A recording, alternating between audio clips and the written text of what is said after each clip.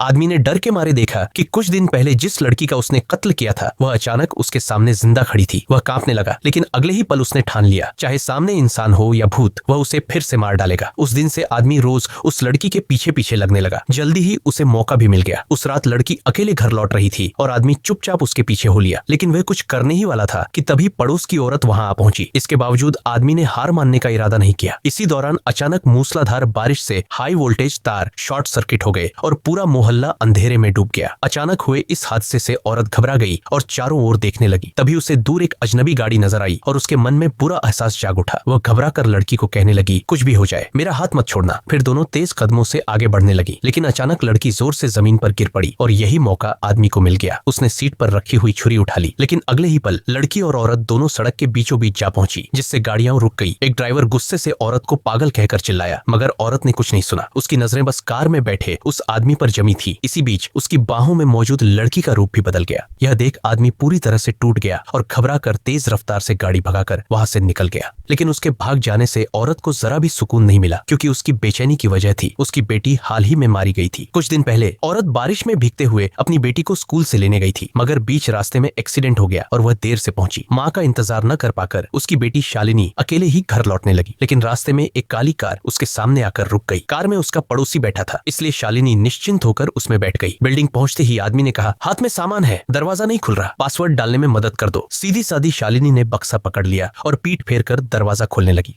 लेकिन यह उसका आखिरी पल साबित हुआ। घर के इतने करीब होते हुए भी वह कभी लौटकर अंदर नहीं जा सकी। आदमी ने उसे बेसमेंट में बांध दिया। उसका अजीब शौक था, किसी को मारने से पहले वह हमेशा पिज्जा ऑर्डर करता और अपने शिकार के साथ आखिरी खाना खाता। शालिनी रो रो कर रहम की भीख मांगती रही, मगर आदमी का दिल नहीं पसीजा। जल्द ही टीवी पर यह खबर आ गई। समाचार में दिखाए गए लाल सूटकेस को देख पिज्जा दुकान के मालिक को शक हुआ। कुछ दिन पहले ही एक अजनबी ने ऐसा ही सूटकेस खरीदा था और चेक भी किसी और के नाम से दिया था। यह सब संदिग्ध लग रहा था। मालिक फोन कर पुलिस को बताने वाला था, मगर उसकी पत्नी ने रोक लिया। उसे डर था कि पुलिस की जांच से उनकी दुकान भी बदनाम हो जाएगी। मालिक ने सोचा, ऐसे सूटकेस और भी लोग बेचते हैं, और उसने चुप्पी साध ली।